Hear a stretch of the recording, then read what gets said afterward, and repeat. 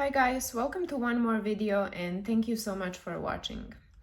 Today's video is going to be pretty relaxed, simple, nothing serious, because I really have no energy to talk about and film anything serious, and I'm gonna explain you why.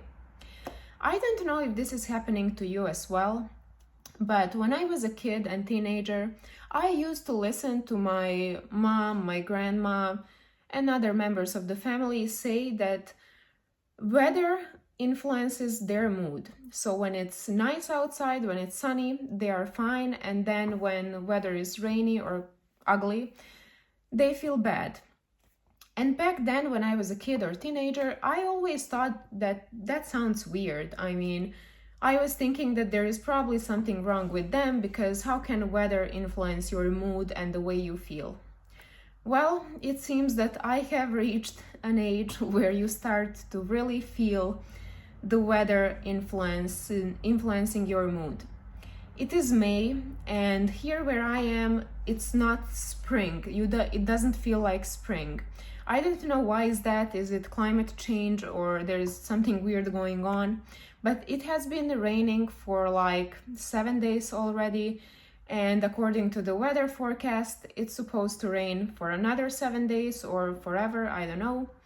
Anyway, I was never feeling that weather is influencing my mood and the way I feel. In the past, I was either happy and fine, no matter what the weather is, or I was sad and, I wasn't feeling good, but it had nothing to do with the weather. Well, in last 10 days, I have really noticed the change. When it was sunny here, we only had few sunny and nice days in this month so far, I was so full of energy. And it was somewhere around the time I posted my last video where I was speaking Russian. That day, I felt so good. I was in great mood. Filming the video was so much fun, even though I'm alone here, but I was having fun with myself. I was motivated to, change the world.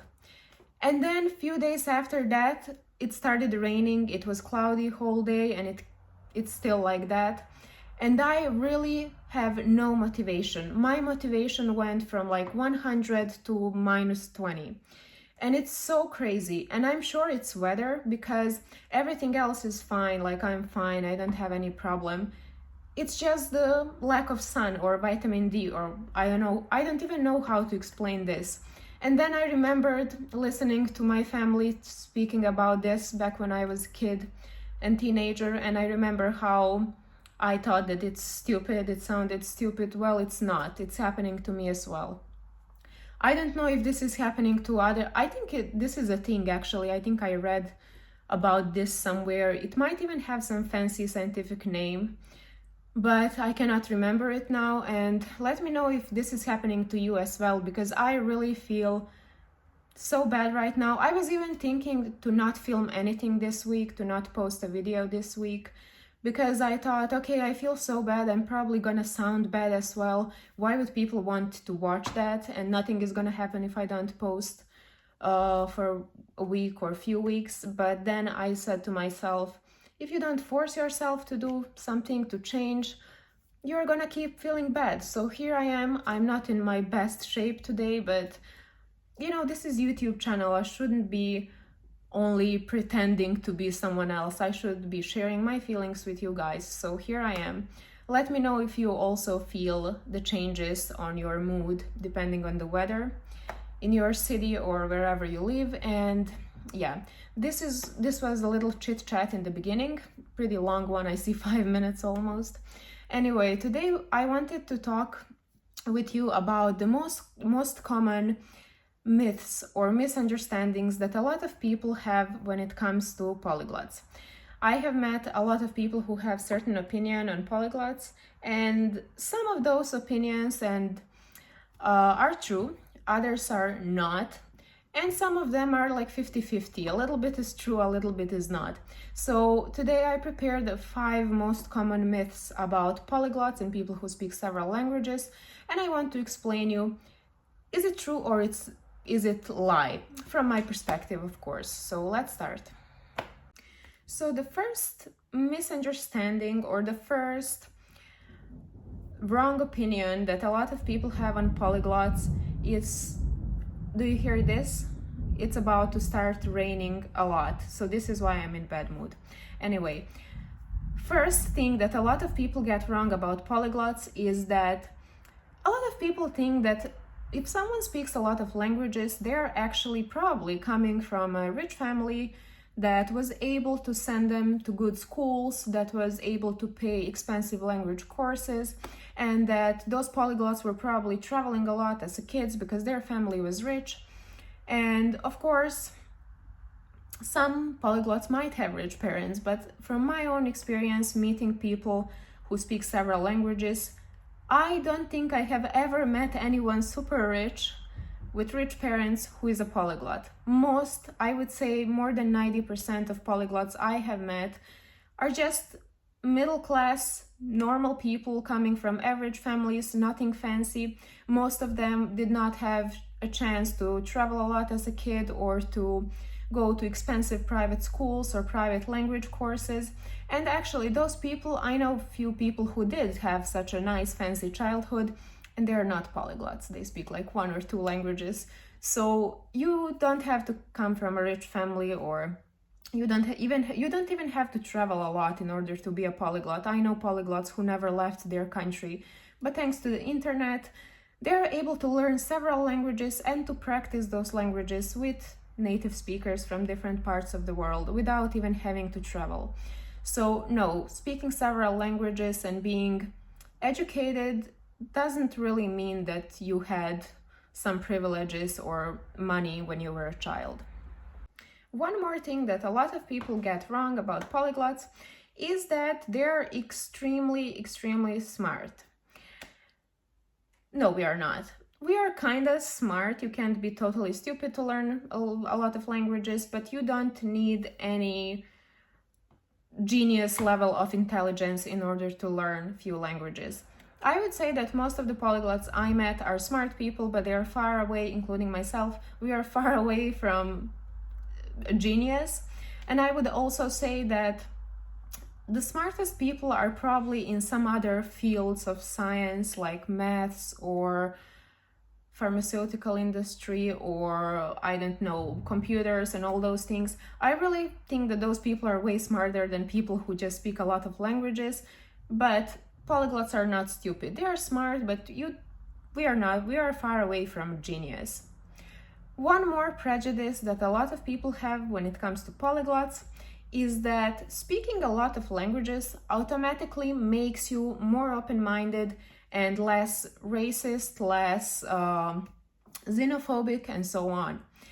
Now, I would say that this is 50-50. It's kind of true. I believe that any kind of education, especially languages, really do open your mind, and they show you new perspective, new way to look at certain culture and its people. So I would say that learning languages and getting to know new cultures is really going to make you less close-minded, less racist in a case you were, you will have less prejudice about some nations, but it's definitely not a 100% efficient cure against racism or stereotypes or prejudice. I have met people who spoke like 5 or 6 languages and they were still racist, they were full of prejudice, and even though they were smart, they were educated. So I don't think that being a polyglot and learning languages is going to work 100% when it comes to eliminating racism and stereotypes about certain cultures,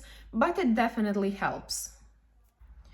A lot of people think that if you speak several languages, if you have been to several countries and you manage to become fluent in, let's say, English or German or any other super useful language, that is going to open you many doors and you are probably going to get a well-paid job, or you are going to open your own business and you will start making a lot of money.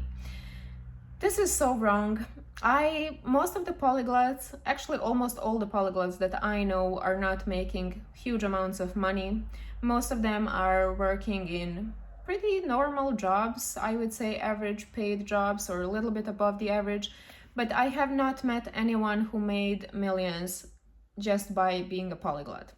Of course, there are probably people who speak several languages and have some other talent or have a rich family and then they earned a lot of money, but thanks to languages, you will really not become a millionaire.